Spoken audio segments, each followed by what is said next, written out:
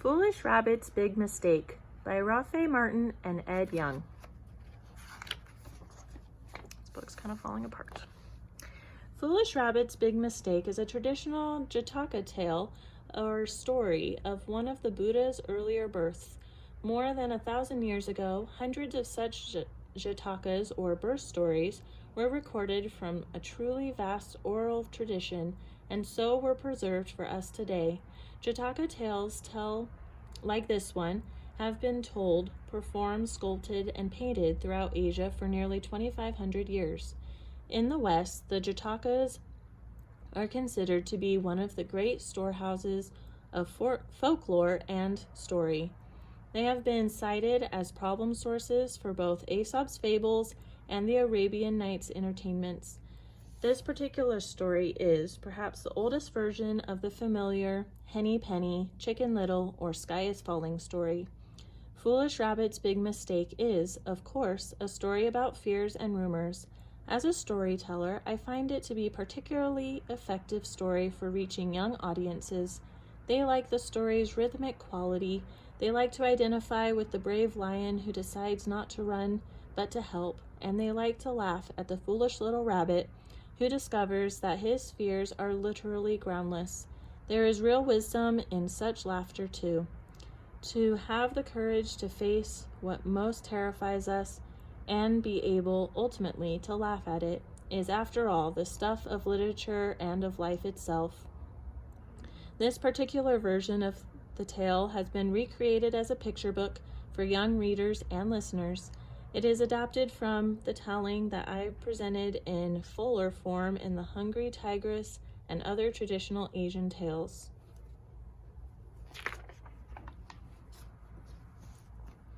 Early one morning, a foolish little rabbit lay sleeping under a tree in the forest. Sunlight shone through the leaves, warming the earth, and the little rabbit began to stir. As he drifted contentedly between waking and sleeping, a foolish thought crossed his mind. What if the earth broke up?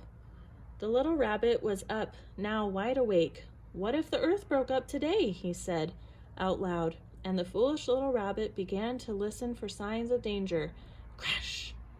He heard a loud sound behind him, and without looking around, the little rabbit jumped up and ran off yelling, "The earth is breaking up! The earth is breaking up!" Soon he passed another rabbit. "Say, what's the hurry? Why are you running?" the second rabbit asked. But the little rabbit just shouted out, "The earth's breaking up! The earth's breaking up! Run for your life!" And he sped by. "The earth's breaking up? Oh no!" cried the other rabbit.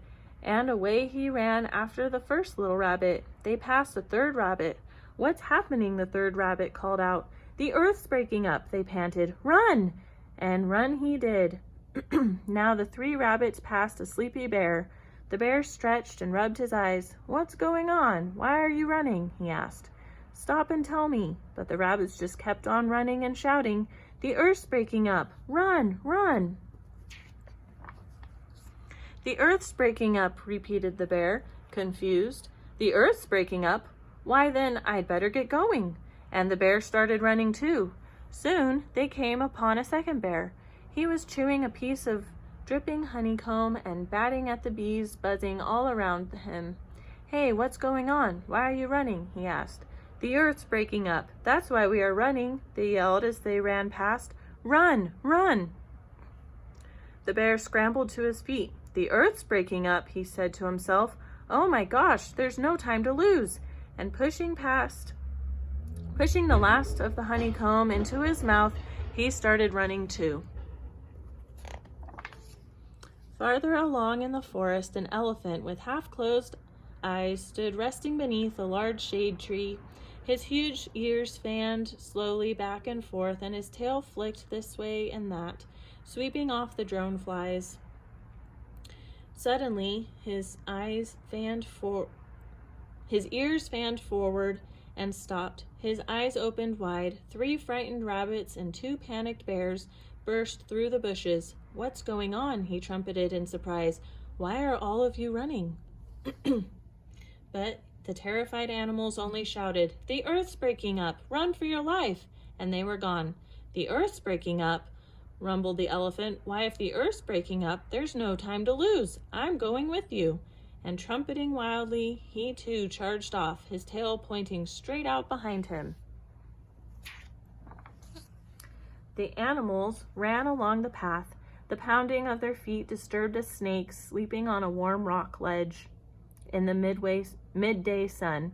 He opened one eye, he opened the other, he flicked out his sharp pink tongue and lifted his smooth-scaled head.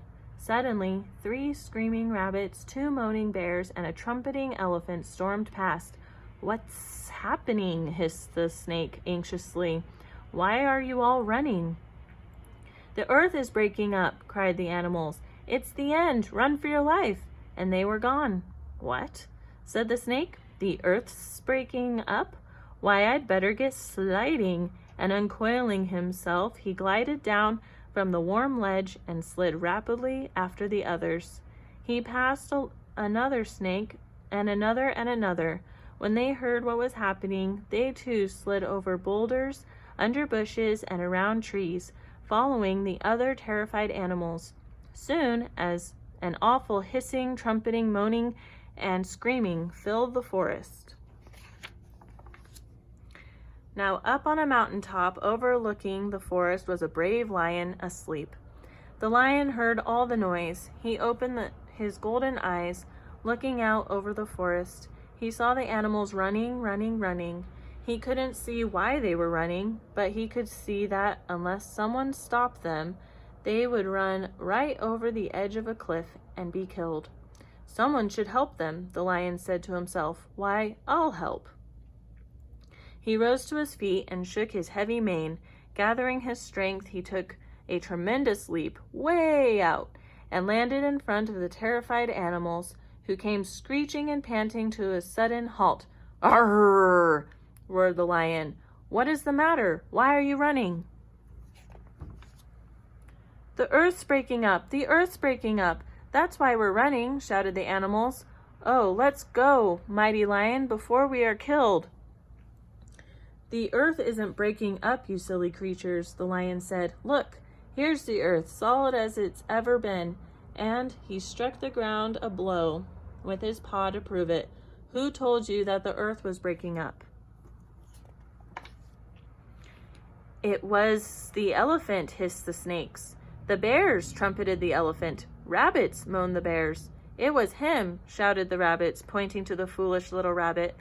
"Well, little rabbit, where did you see the earth breaking up?" the lion asked in a gentle voice. "Back there under the apple tree. I heard it," stammered the foolish rabbit. Said the lion to himself. He heard it, and under an apple tree. Then he had an idea. "Come," he said, "get on my back. We'll go together and find out what it really was that scared you." "Oh, no," protested the little rabbit. "It's too dangerous. I can't go back there." And he wouldn't move. "Roar!" roared the lion. Then the rabbit said, "Okay, I'll go," and jumped on the lion's back. The lion took 1, 2, 3 tremendous lion leaps back to the tree. He stalked around, sniffing the earth. At last he found what he was looking for. There, under the tree, lay an apple that had fallen from the branches above. "There's your earth breaking up, silly little rabbit," he said. "You heard this apple hit the ground and thought it was the earth breaking up." "Oh my," said the rabbit. "What a mistake! What a fuss over nothing!" "Well," the lion said, "we must go back and tell the others." Once again, the lion took 1, 2, 3 tremendous leaps. When they stood before the animals once again, the little rabbit tried to explain. "It seems that I've made a terrible mistake. You see, this apple, well, I thought the sound it made when it fell to the ground was the sound of the earth breaking up. You can all understand that, can't you?" The animals looked at one another. Then they looked at the little rabbit. "No!"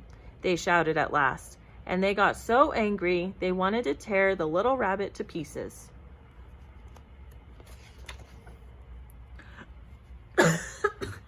"Roar!" roared the lion. "Wait!